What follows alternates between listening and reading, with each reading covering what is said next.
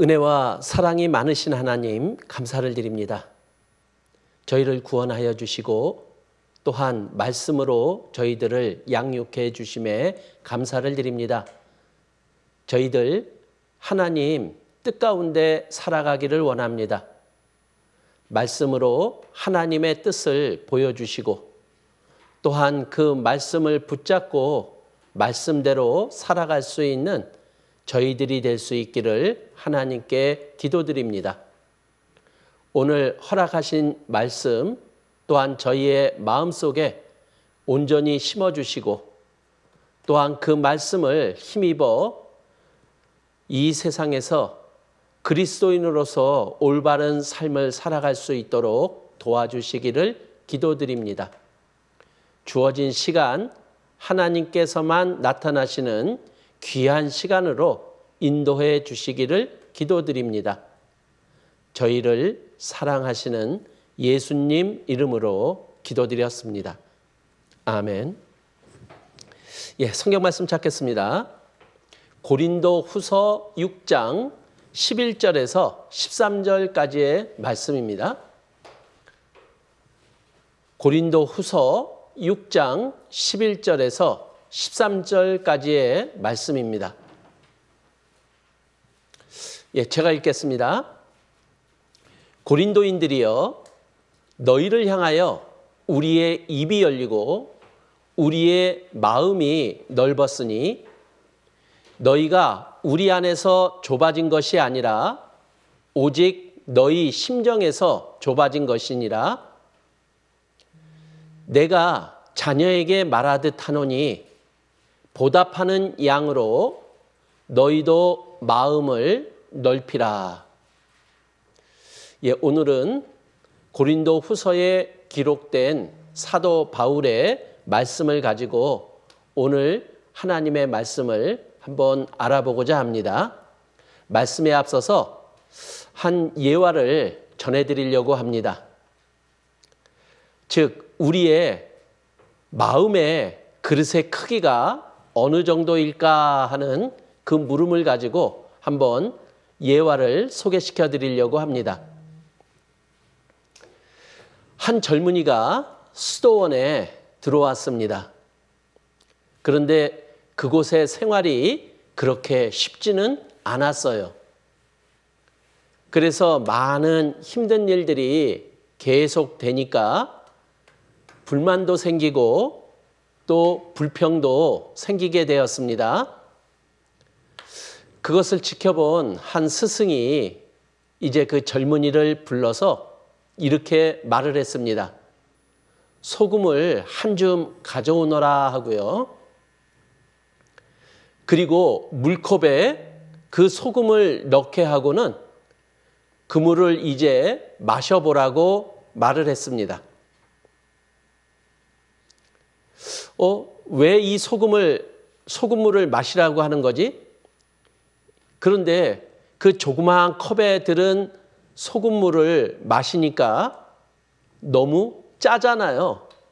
그래서 얼굴을 찡그리면서 그 소금물을 마셨던 겁니다. 그리고 물어보았습니다. 맛이 어떠냐고요?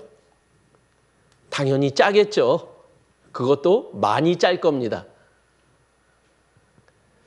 그리고 이 스승은 그 젊은이를 데리고 다시 소금을 한 줌 가져오라고 했고 그 젊은이를 호숫가로 데리고 갔습니다. 그리고 그 소금을 쥔 제자의 손을 호수에 넣고 젖도록 한 겁니다. 그리고 이제 스승은 그 호수의 물을 한 컵 떠서 이제 그 제자에게 다시 마시게 했던 거예요. 맛이 어떠냐 하고 물었어요. 짠맛이 있을까요? 아니요. 이 제자는 아주 시원한 물을 마시게 됐던 겁니다. 그리고 스승은 물어봤어요. 소금 맛이 느껴지냐고요. 전혀 느껴지지 않았죠. 그래서 이 스승은 그 제자에게 말을 했습니다. 우리가 겪는 많은 어려움들 그리고 문제들, 이게 소금이라고요. 그런데 그것을 담는 그릇이 어떠하냐에 따라서 짠맛을 느끼기도 하고 그리고 짠맛을 못 느끼기도 하는 거죠. 즉 우리가 겪고 있는 고통과 문제가 아니라 우리의 마음의 그릇이 문제라는 거예요. 내 마음의 그릇이 넓다면 문제는 문제가 되지 않고 고통은 고통이 되지 않는 거예요. 그러나 내 마음의 그릇이 좁으면 문제는 더 큰 문제가 되고 고통은 더 큰 고통이 된다고요.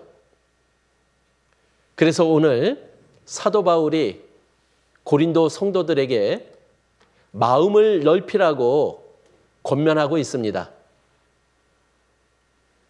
그래서 이 마음은 그릇과도 비교가 되잖아요. 그래서 우리 마음의 그릇이 우리 각자는 얼마나 넓은지 한번 돌아보는 시간이 되었으면 좋겠습니다. 그리고 우리 마음을 그릇으로 비유했다면 내가 이 마음에 무엇을 담고 있느냐에 따라서 그것이 달라집니다. 그래서 꽃을 담고 있으면 꽃그릇이 되는 거고요. 쓰레기를 담고 있으면 쓰레기 그릇이 되는 거예요. 그래서 우리는 이 마음의 그릇에 과연 어떤 것을 담을 건지 한번 생각했으면 합니다. 그리고 우리의 마음이 어디를 향해 있느냐에 따라서 또한 우리의 그릇은 또 달라질 겁니다. 그래서 이 말씀을 전해드리기 전에 좀 고린도 교회에 대한 이해를 우리가 좀 먼저 하고 진행했으면 합니다. 자, 고린도가 어디에 있느냐면요. 지금 지도에서 나타난 것처럼 여기에 있어요. 자, 이곳이 이태리입니다. 이탈리아. 그리고 여기는 지중해 동쪽과 서쪽이 연결되는 요 중앙에 있는 곳이 고린도예요. 그리고 이곳에 교회가 세워진 거죠. 그래서 이곳은 아주 물질적으로 풍요로웠던 곳이고요. 그리고 많은 사람들이 지나가는 길목에 있었기에 많은 인종들이 모여 있던 곳입니다. 그리고 교류가 빈번하게 진행이 되었기 때문에 동서 문화에 또한 동서 문화가 함께 공존하는 곳이기도 했어요. 그리고 또한 많은 우상들이 있었기에 또 종교도 혼란스러운 곳이었다라는 겁니다. 그런데 이곳에 사도행전 18장 2절에서 3절까지의 말씀을 보면 아굴라라고 하는 지금 이태리 아굴라라고 하는 사람이 있었고요. 그리고 그 안에 브리스길라가 있었습니다. 그리고 사도 바울과 이 부부가 만나서 이제 이 고린도 교회가 시작이 된 겁니다. 자, 그런데 이곳에서 만나서 사도 바울은 18장 4절에 보면은 그곳 회당에서 강론을 했다라고 기록하고 있습니다. 즉 하나님의 말씀을 유대인들과 그리고 헬라인, 이방인들에게 말씀을 전했다라고 기록을 하고 있는 거예요. 그랬더니 어떤 결과가 이루어졌느냐? 8절 말씀을 보면 이 그리스보라고 하는 사람의 가족들이 구원을 받고 그리고 많은 고린도 사람이 하나님의 말씀을 듣고 구원을 받았다라고 기록을 하고 있는 거예요. 그래서 구원받은 사람의 무리가 생겼죠? 구원받은 사람의 무리를 우리는 교회라고 얘기를 하죠. 그래서 이곳에 고린도 교회가 생겨난 겁니다. 그런데 이곳에서 사도 바울은 1년 6개월 동안 하나님의 말씀을 구원받은 고린도 교회 성도들에게 말씀을 가르치게 된 거예요. 그리고 또 다른 사정으로 이제 사도 바울은 그곳을 떠나게 된 거죠. 그리고 사도 바울은 그 고린도 교회를 위해서 또한 기도하고 또한 편지로 그들에게 계속해서 권면하는 일을 진행을 했던 겁니다. 자, 그런데 그 사도 바울이 떠난 이후에 어떤 일이 벌어졌냐면요. 이곳에 다른 거짓 교사들이 들어오게 된 거예요. 그들이 잘못된 교리 그리고 사도 바울에 대해서 좋지 않은 이야기들을 또한 함으로 인해서 사도 바울과 고린도 교회 성도들 간의 사이를 잘못 오해하도록 만드는 일들이 벌어지게 된 거죠. 그래서 사도 바울이 권면한 것들을 지나친 간섭이라고, 그리고 사도 바울이 전해준 말씀들이 잘못된 교리라고 그렇게 오해하는 일까지 벌어졌던 겁니다. 그래서 사도 바울과 고린도 교회 성도들 간에 오해가 생긴 거예요. 자, 이것이 2000년 전에 일어났던 바로 고린도 교회에서 일어났던 일들이죠. 그리고 그 성도들에게 사도 바울은 올바르게 권면을 이 고린도 후서를 통해서 하고 있는 거예요. 그런데 사도 바울과 고린도 교회 성도들 간에 생긴 이 오해는 지금 이 시대에도 진행될 수 있습니다. 그래서 우리 교회에도 전도인들이 있고 성도들이 있죠. 전도인들과 성도들 간에 오해가 생길 수도 있는 거예요. 그리고 이 교회에는 봉사자들이 있고 또 성도들이 있습니다. 봉사자들과 성도들 사이에 또 오해가 생길 수도 있는 겁니다. 그리고 또 봉사자와 봉사자 사이에서도 오해가 생길 수 있는 거예요. 심지어 성도와 성도들 사이에도 오해가 생길 수 있게 되는 거죠. 자, 그래서 사도 바울은 어떤 분이셨습니까? 사도 바울은 고린도전서 11장 1절에 보면 이렇게 말씀을 하고 있죠. 내가 그리스도를 본받는 자 된 것 같이 너희는 나를 본받는 자 되라, 이렇게 말할 수 있는 자였어요. 즉 사도 바울은 예수 그리스도를 본받은 자였다라는 거예요. 과연 우리 중에 누가 나는 예수 그리스도를 본받은 자입니다 하고 이야기할 수 있는 사람이 있을까요? 그러나 사도 바울의 삶은 이렇게 말할 수 있는 아마 몇몇 안 되는 사람 중에 한 사람일 겁니다. 그래서 사도 바울은 고린도 성도들에게 이렇게 자신 있게 말할 수 있는 거예요. 너희는 나를 본받는 자 되라, 이렇게요. 즉 사도 바울을 본받는 것이 바로 예수 그리스도를 본받는 것과 같다라는 이야기입니다. 그만큼 사도 바울의 신앙은 모든 사람에게 올바른 본이 될 수 있었던 겁니다.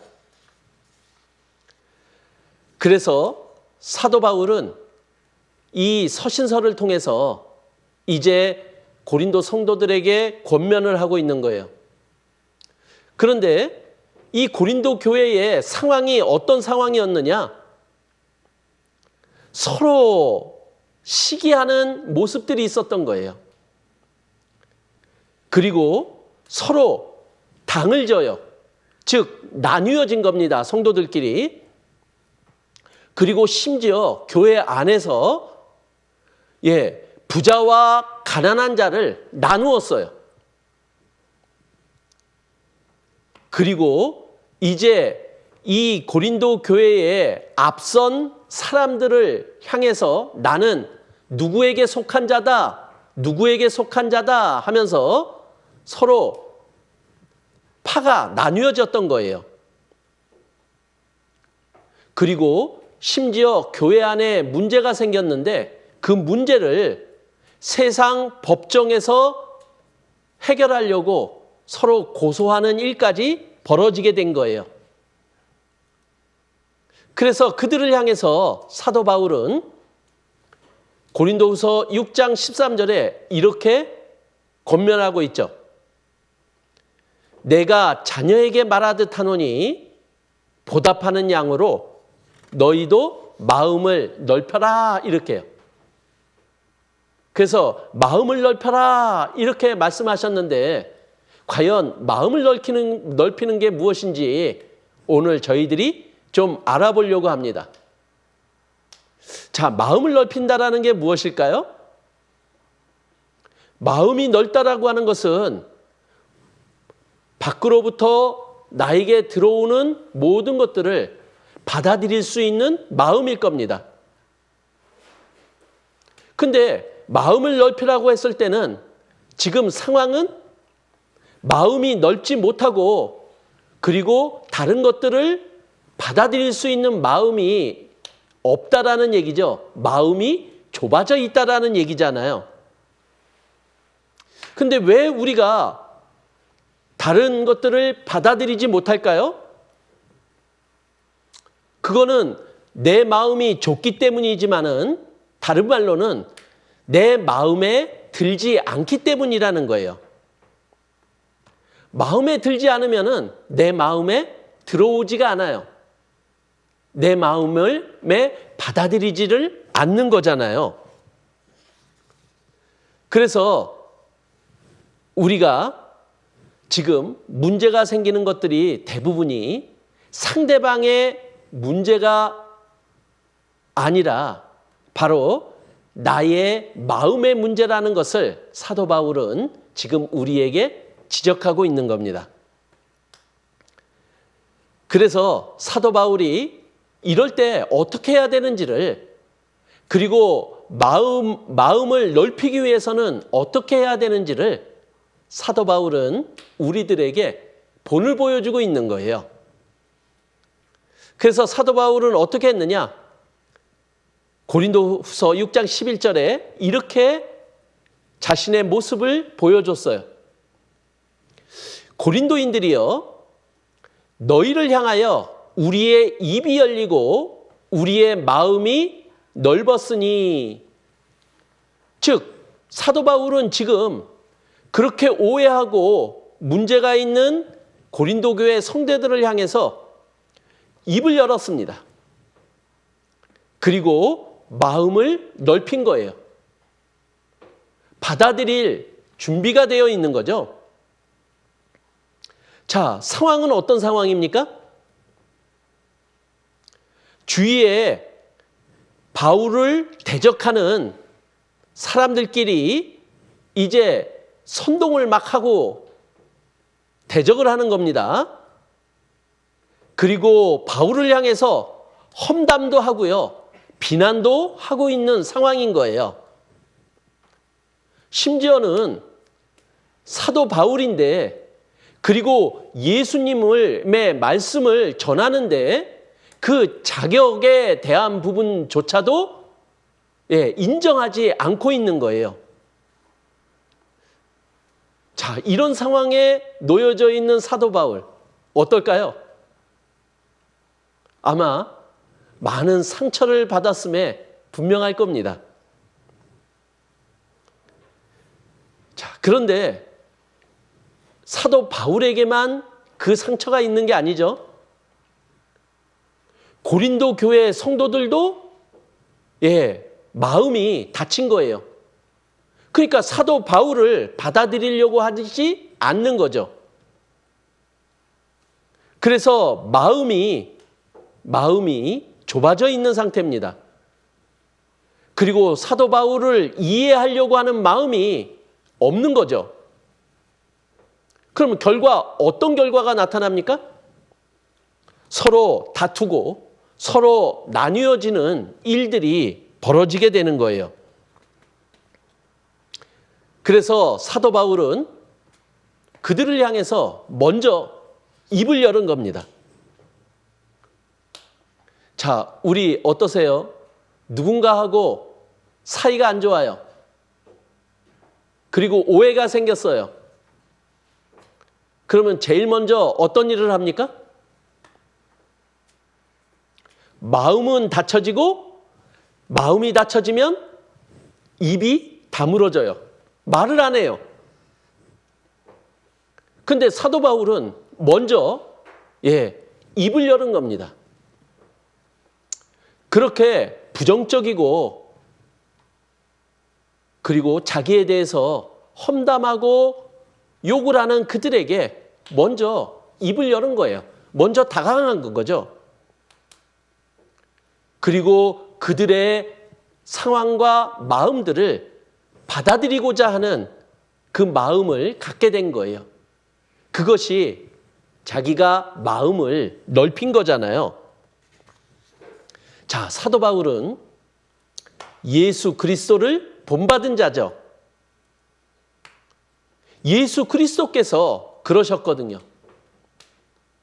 예수님의 제자들만 보더라도 그 당시에 죄인이라고 여겼던 마태를 제자로 삼으셨던 분이에요. 그리고 죄인들을 찾아가서 그들의 친구가 되어주셨던 분이에요. 그리고 어떤 삶을 사느냐 이것과 상관없이 차별이 없이 모두를 받아주셨던 분이었잖아요. 거기다가 자기를 십자가에 못 박아 죽인 그 원수들조차도 용서하고 사랑하신 분이었어요. 그 예수 그리스도를 본받은 사도 바울이 입을 열고 마음을 넓힌 거잖아요. 자, 예수님이 십자가에서 피 흘려 죽어주실 때 그 십자가에서 말을 남겼어요. 근데 그 첫 번째 남긴 말이 누가복음 23장 34절에 이렇게 기록이 되어 있습니다. 아버지여, 저희를 사하여 주옵소서. 자기의 하는 것을 알지 못함이니이다. 이렇게 말을 남겼어요. 자기를 십자가에 못 박아 죽이는 그들을 향해서 하나님께 기도를 한 거예요. 저들의 죄를 용서해 달라고요. 왜 용서해 주셔야 되느냐? 저들은 자기들이 하는 것을 알지 못한다라고 변론까지 해주고 있는 거예요. 자, 나에게 원수 같은 사람들이 있을 수 있잖아요. 그들을 향해서 우리는 어떤 마음을 가지고 있나요?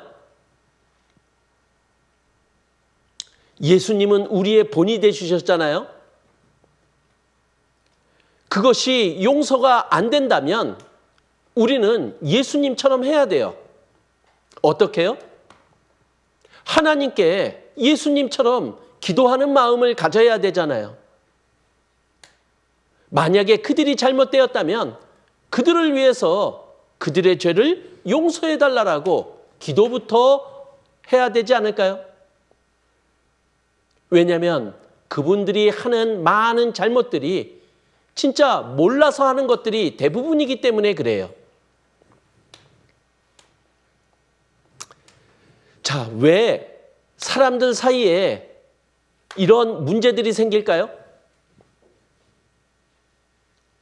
근데 그 문제의 원인을 고린도후서 6장 12절은 이렇게 기록하고 있는 거예요. 너희가 우리 안에서 좁아진 것이 아니라 오직 너희 심정에서 좁아진 것이니라, 이렇게 말을 하고 있어요. 간단하게 설명을 하죠. 너 때문이 아니라 나 때문이야, 이렇게 설명하고 있는 거예요. 우리는 어떤 문제가 생기면은 그것을 상대방의 문제라고 여기는 것들이 너무 많죠. 그러나 그 문제의 해결은요, 상대방에서 찾는 게 아니라 내 안에서 찾을 때 그 문제는 올바르게 해결될 수 있다는 거예요. 그래서 상대방 때문이 아니라 그것을 올바로 받아들이지 못하는 좁은 내 마음 때문이다, 이렇게 사도 바울은 그 문제의 원인을 고린도 성도들에게 알려주고 있는 거예요. 자, 우리의 이 좁아진 마음, 이것이 어떤 마음일까요? 왜 우리가 상대를 올바로 받아들이지 못할까요? 좁아진 마음 때문에요. 근데 그 좁아진 마음이 도대체 무엇입니까? 우리는 어떠한 사건이나 상황이 벌어지면 먼저 감정이 올라오죠. 제대로 알아보지도 않고 알려고 하지도 않은 채 감정에 휩싸이면 우리는 마음이 좁아지는 거예요. 그리고 내 중심이 돼버리면은 우리는 자기 주장만 내세우기에 급급하잖아요. 그리고 내 중심이 되면, 내가 중심이 되면 내가 옳다라고 하는 것에 빠지기 쉬운 거예요. 그러면은 어떤 결과가 나옵니까? 상대방을 미워하게 되고요. 시기하게 되고요. 그리고 상대방을 판단하게 되는 거예요. 그것이 바로 우리의 좁아진 마음이라는 거죠. 자, 사도 바울은 그 고린도 성도들을 향해서 이렇게 권면합니다. 내가 자녀에게 말하듯 하노니 보답하는 양으로 너희도 마음을 넓히라, 이렇게 말을 하고 있는 거예요. 자, 사도 바울이 어떻게 대응했습니까? 자녀에게 말하듯 하자. 자녀는 부모와 어떤 관계인가요? 사랑의 관계인 거예요.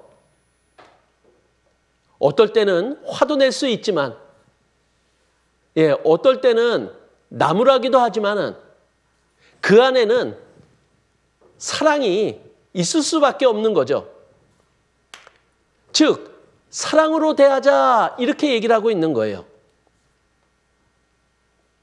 그리고 보답하는 양으로 마음을 넓히라, 이렇게 얘기하는 거예요. 즉, 보답하는 마음을 갖고 대해라, 이렇게 얘기를 하는 거예요. 우리는 하나님께 은혜를 받은 자잖아요. 그것도 너무나 엄청난 은혜를 받은 자예요. 우리는 사랑에 빚진 자죠. 그리고 구원받은 이후에 우리의 삶은 하나님의 은혜에 보답하는 삶으로 살아가는 삶이 구원받은 우리 그리스도인의 삶이 되어야 할 겁니다. 그 마음을 갖고 우리 마음을 좀 넓히자 하고 사도 바울은 권면을 하고 있는 거예요. 그럼 좀 더 구체적으로 한번 들어가 볼까요? 내가 자녀에게 말하듯 하노니. 자, 우리가 많은 문제들이 옳고 그름을 따지잖아요. 무엇이 맞느냐, 무엇이 틀리느냐, 사실은 그것을 가리려고 합니다. 그런데 그것을 가리려고 하는 그 순간에 사실은 우리 안에 있는 사랑의 마음이 사라져요. 그렇다면은 옳고 그름을 따지는 것보다 우리에게는 사랑이 더 중요하지 않을까요? 왜냐하면 우리가 사랑해야 되는 것은 기분에 따라서 사랑하는 게 아니에요. 이것은 하나님의 명령인 거예요. 요한복음 13장 34절에 보면 새 계명을 너희에게 주노니 서로 사랑하라 이렇게 말을 하고 있는 거예요.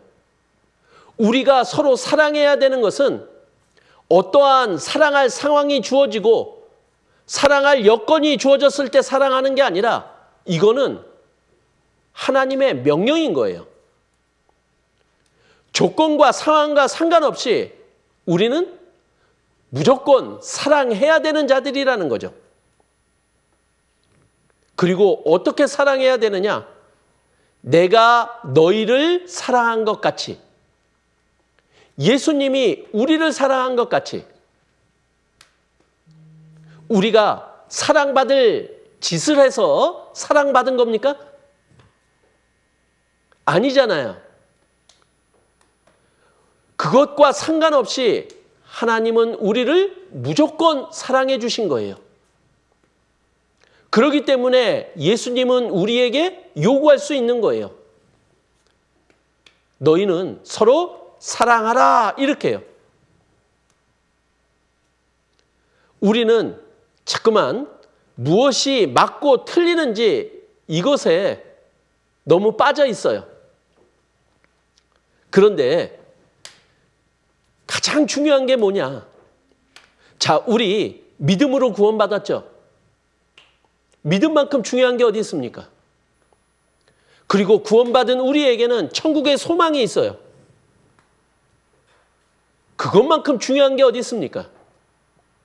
그런데 그것보다 더 중요한 게 있어요. 그것이 사랑이라고 말을 하고 있는 거예요. 우리에게 나가는 그 모든 것들, 그 중에 사랑이 없다면요, 아무것도 아니라는 거잖아요. 그 사랑이 제일이라면 지금 내가 그 사랑을 가지고 상대방을 대하고 있는지 아닌지 우리 그것부터 먼저 돌아봐야 되지 않을까요? 그래서 베드로전서 4장 8절에는 이렇게 말씀하고 있는 거예요. 무엇보다도 열심으로 서로 사랑할지니. 열심히 사랑해야 된다는 거예요. 그냥 대충 아니라는 거죠. 열심히 사랑해야 된다는 거예요. 왜냐? 이 사랑이 서로의 잘못들을 덮어줄 수 있으니까요. 잘못된 것은 끄집어내면 잘못된 것 투성이잖아요. 근데 우리의 사랑은 그 잘못을 다 덮어줄 수 있다는 거예요. 사랑이 덮어지면 우리에게는 무엇이 보일까요? 사랑만 보일 뿐입니다. 자, 그리고 사도 바울은 또 어떻게 우리가 처신해야 될 것을 요구했느냐면은 보답하는 양으로 이렇게 얘기를 합니다. 하나님을 향한 보답하는 마음을 갖고 우리의 삶을 살아라, 사람들을 대하라 이렇게 권면하고 있는 거잖아요. 감정에 치우치지 말고요.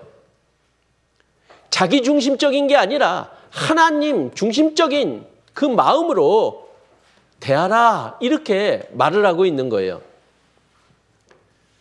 마태복음 18장 24절에서 34절까지의 한 비유가 나오고 있습니다. 여기에 보면 1만 달란트 빚진 자가 있고 이 1만 달란트 빚진 자가 이 빚을 주인에게 탕감을 받아요. 주인이 그냥 없애줬어요. 그런데 이 1만 달란트 빚진 자에게 100데나리온을 빚진 자가 있어요. 그런데 이 1만 달란트 탕감받은 자가 이 100데나리온 빚진 자에게 그것을 악착같이 받아내려고 하는 거예요. 그래서 이 탕감해준 주인이 이 이야기를 들었어요. 그래서 어떻게 했느냐? 예? 내가 너를 이만큼 탕감시켜줬는데 너는 왜 그 얼마 안 되는 돈을 빚진 자를 탕감해주지 못하느냐라고 꾸짖는 거예요.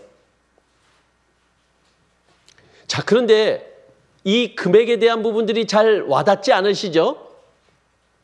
자, 여기 보면 한 달란트가 600데나리온이에요. 일반 달란트를 없애줬다, 빚을 없애줬다. 하루 일당을 한 데나리온이 일당이거든요. 근데 지금 우리 돈으로 하루 일당을 5만 원이라고 만약에 가정해 보면은 거의 3조 원을 빚을 없애주신 거예요. 그런데 자기한테 100데나리온, 500만 원 빚진 자의 그 500만 원을 받아내려고 하는 거예요. 자, 우리는 하나님께로부터 모든 죄를 탕감받은 자, 용서받은 자잖아요. 자, 그런데 우리가 나에게 혹시 하나 잘못한 사람, 아니면 2개 잘못한 사람, 아니면 나를 서운하게 한 사람, 나를 오해한 사람, 내가 용서받은 나의 죄와 비교하면 나를 용서해 주신 하나님을 생각한다면 우리 모든 것을 용서할 수 있는 자 아닙니까? 그래서 베드로가 예수님께 물어봤잖아요. 예수님, 얼마나 용서해 줘야 돼요? 근데 예수님의 답은 여기 복잡하게 말씀으로 되어 있지만은 계속해서 다 용서해라. 이게 예수님의 답입니다. 왜냐하면 우리 모두가 용서받은 것은 그것과 비교가 안 되니까요.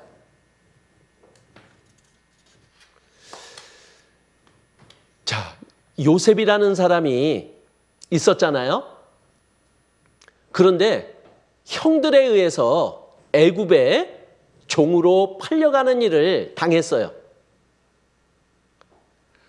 자기 가족, 형들한테 노예로 팔려가는 일을 당했다. 너무 억울하죠.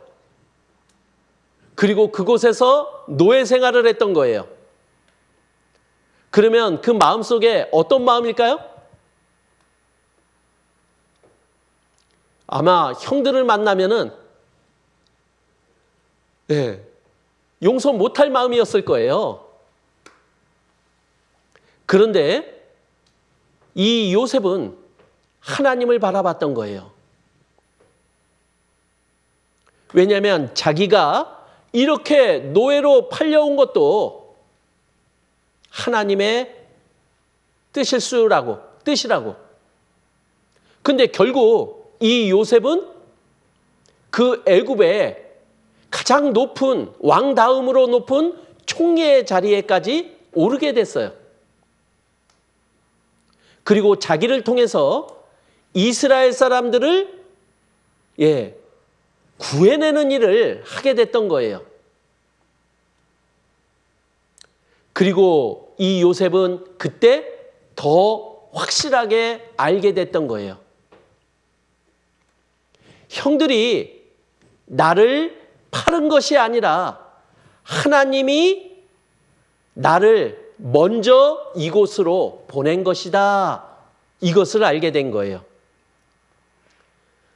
자, 형들이 잘못한 것은 분명히 있죠? 동생을 노예로 파는 것은 형들의 분명한 잘못입니다.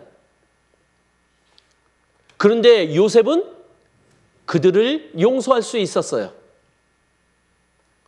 왜냐하면 그곳에서 요셉이 겪은 그 일들 속에 하나님의 더 큰 은혜를 깨달았기 때문에요. 우리는 하나님의 은혜 가운데 살아가는 자들입니다. 그리고 우리는 또 다른 사람들의 잘못이나 허물로 인해서 우리는 고통받을 때도 있고 어려움을 당할 때도 있는 거예요.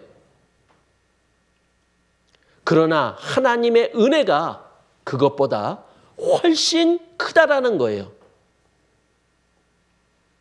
그러면 우리는 그 모든 것을 받아들일 수 있는 자가 되는 거죠.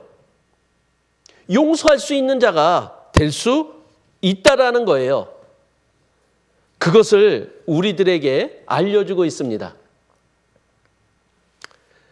자, 한 지하철에 아버지와 초등학생 아들이 탔어요.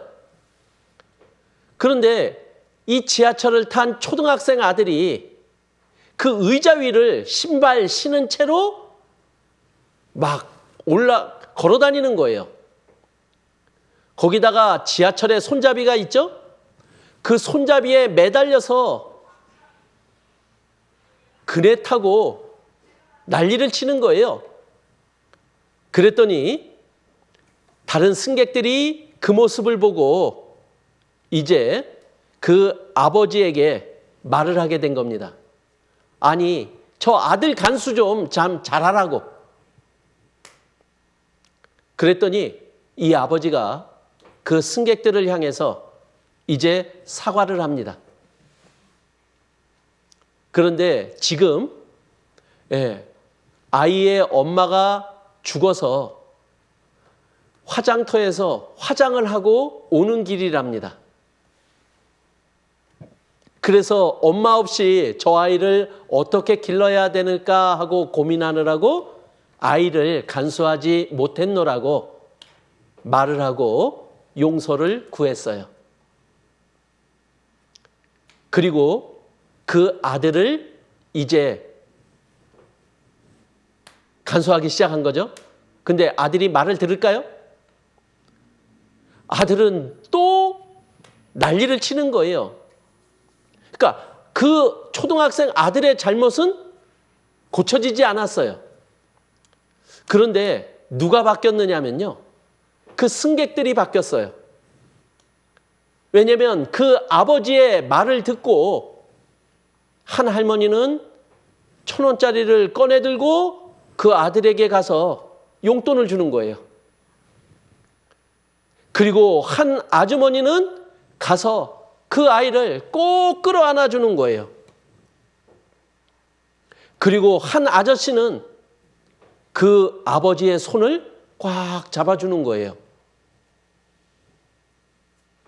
자, 그 초등학생 아들이 난리쳤던 그리고 잘못했던 그것은 더 이상 그것이 문제가 되지 않았어요. 고쳐지지 않았지만 문제가 되지는 않았어요. 왜 그랬을까요? 그곳에 있는 모든 사람들의 마음이 넓어졌기 때문에 그래요. 그 잘못도 받아들이고자 하는 그 마음이 이제 문제를 문제로 여기지 않았던 거라는 거죠. 이 아버지가 입을 닫고 있었다면 어떻게 됐을까요?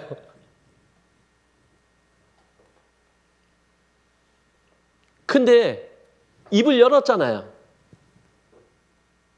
그리고 자기를 비난하는 승객들의 마음을 받아들이는 그 넓은 마음도 가졌잖아요. 그리고 그것이 전해지니까 그곳에 있는 승객들의 마음도 넓어졌잖아요. 문제는 문제가 되지 않았던 겁니다. 자, 우리의 마음도 좀 이렇게 넓어지면 어떨까요? 우리의 마음 좁아요, 넓어요? 내 마음이 넓은지 좁은지 우리 고린도후서 7장 7절에 있는 말씀을 가지고 한번 알아보도록 하겠습니다. 자, 고린도후서 7장 7절에 보면요. 여기 사도 바울이요. 아주 기뻤대요. 이 고린도 교회 성도들의 모습을 보고 기뻤다라는 거죠. 모든 것들이 다 해결이 된 겁니다.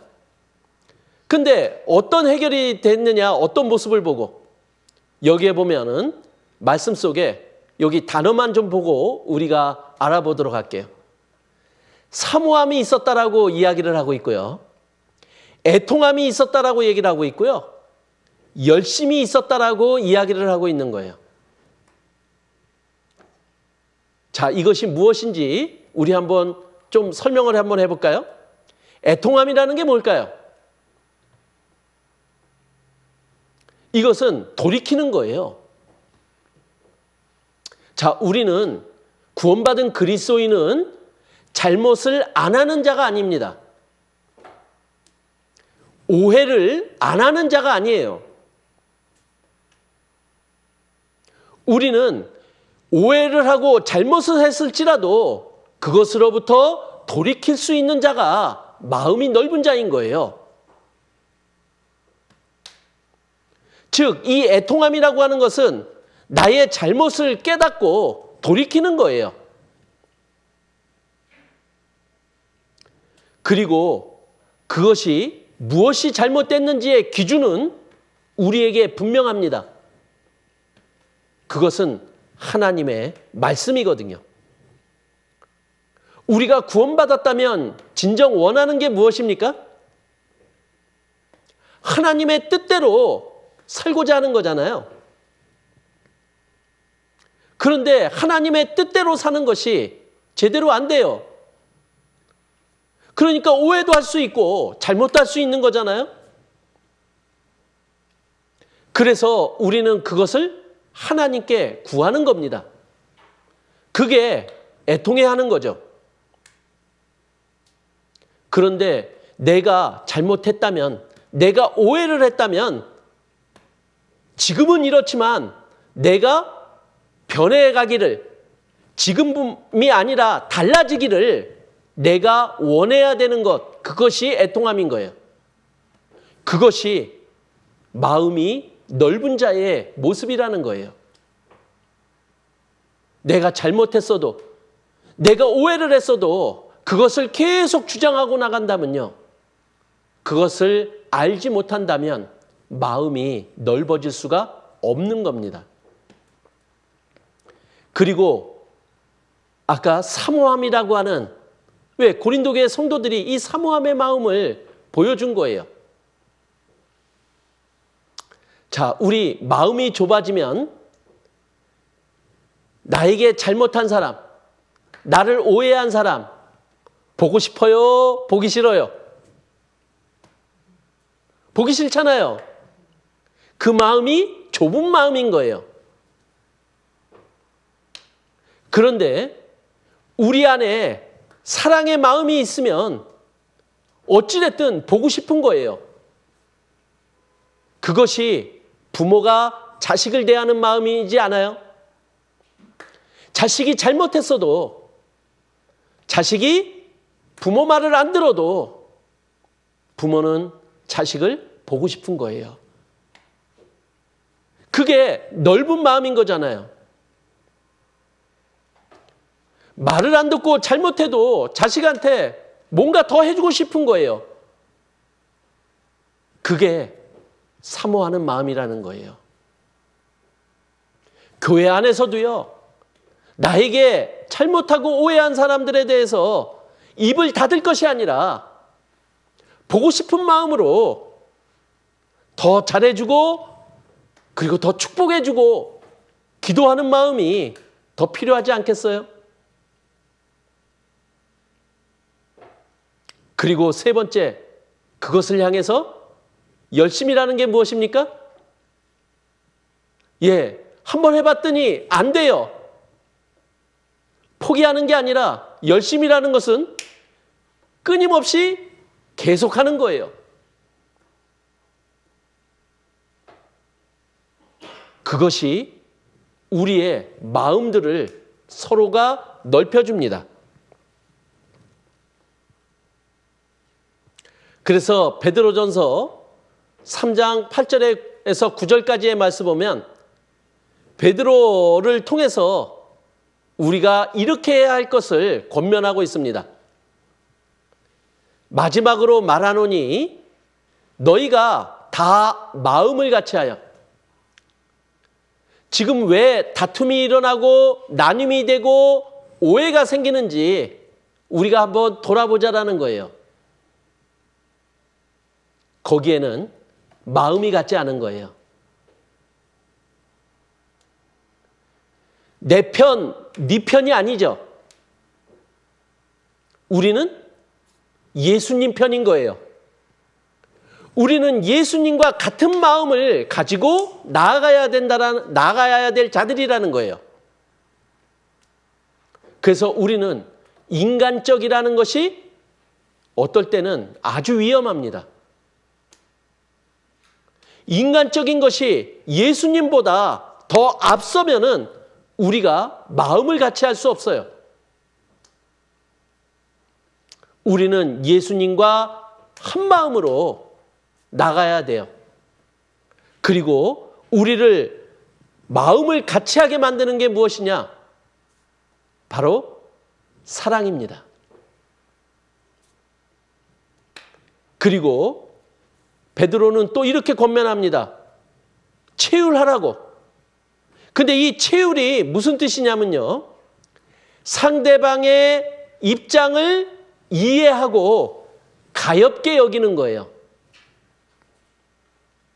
자, 아까 예로 말씀드린 지하철에 탄 그 아이의 입장이요.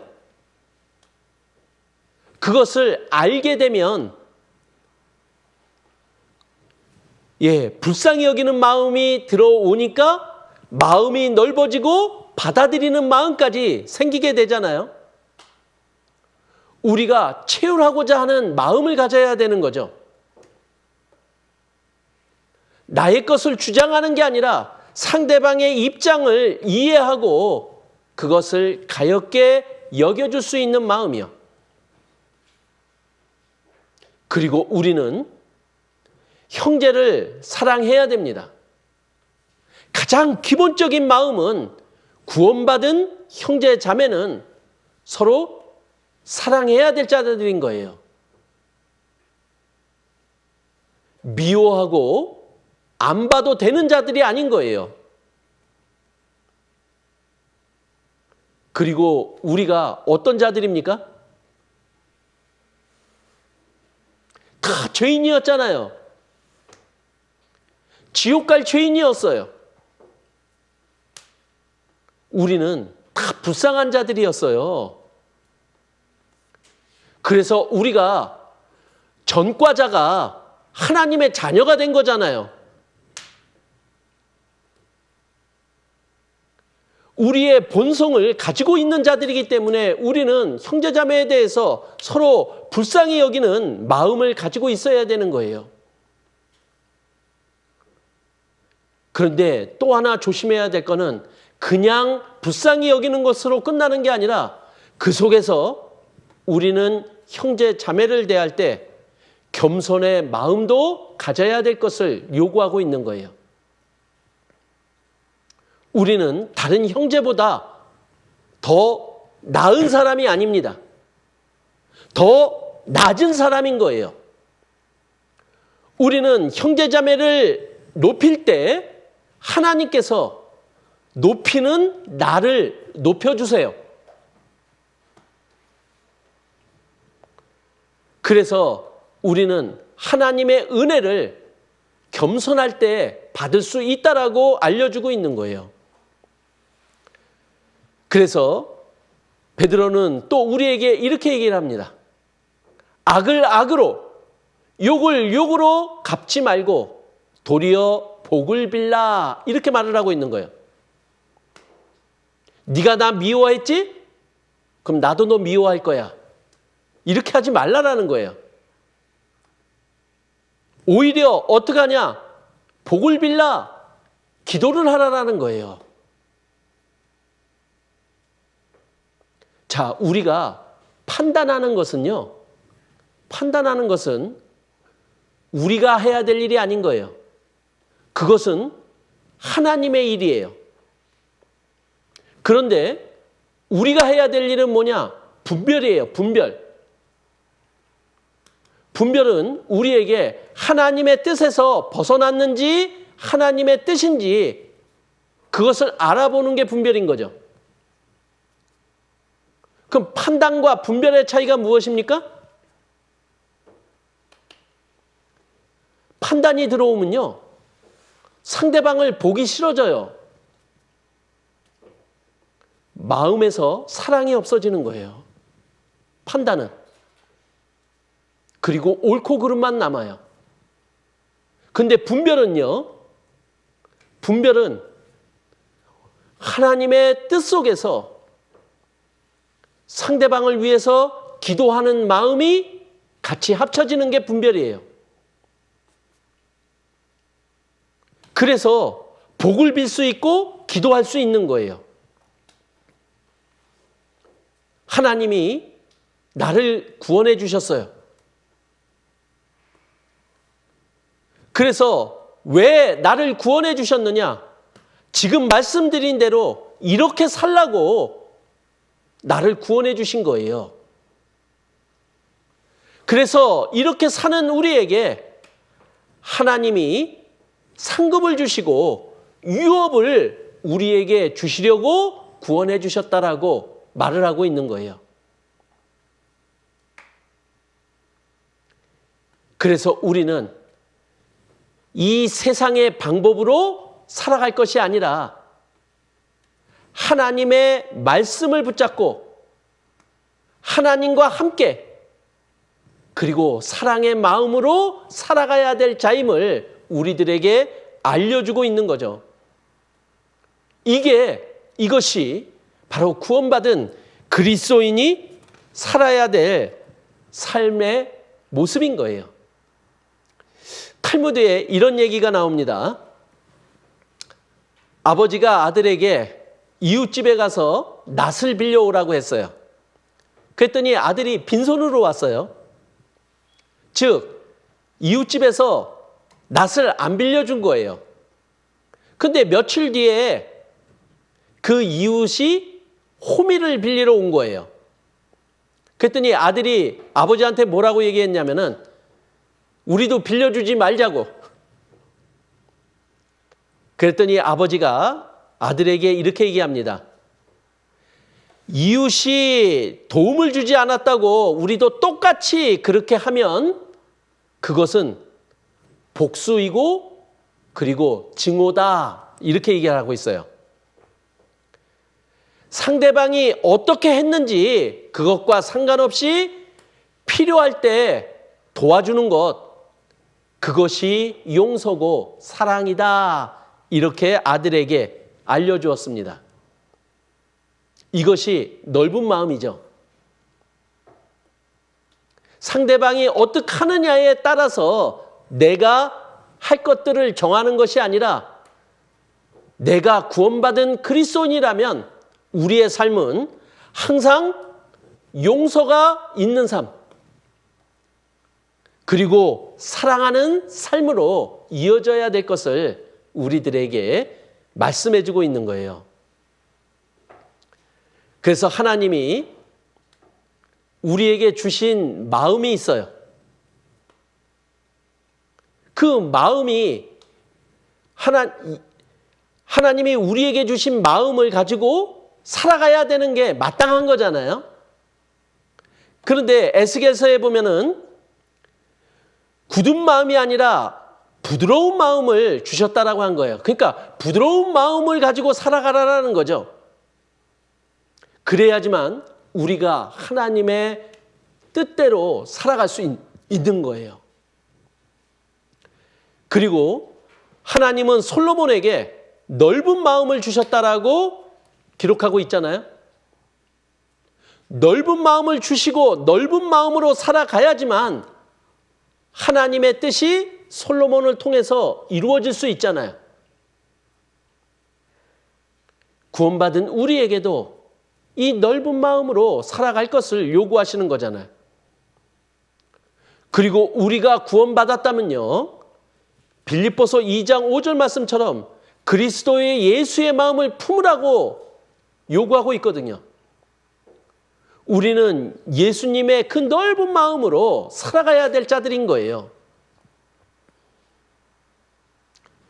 그리고 시편 119편 32절에 보면요, 마음이 넓어야지만 주의 말씀의 길로 달려갈 수 있다라고 알려주고 있는 거예요. 우리가 마음이 넓지 않으면요, 하나님의 말씀대로 살아갈 수가 없어요. 자, 우리의 마음은 어떻습니까? 좁은 마음인가요? 넓은 마음인가요? 하나님은 우리에게 어떤 마음으로 살아가기를 원하십니까? 지금 나는 어떤 마음으로 형제 자매를 대하고 있느냐라는 거예요. 하나님은 우리에게 사도 바울을 통해서 너희 마음을 넓히라고 말씀하고 있는 거예요.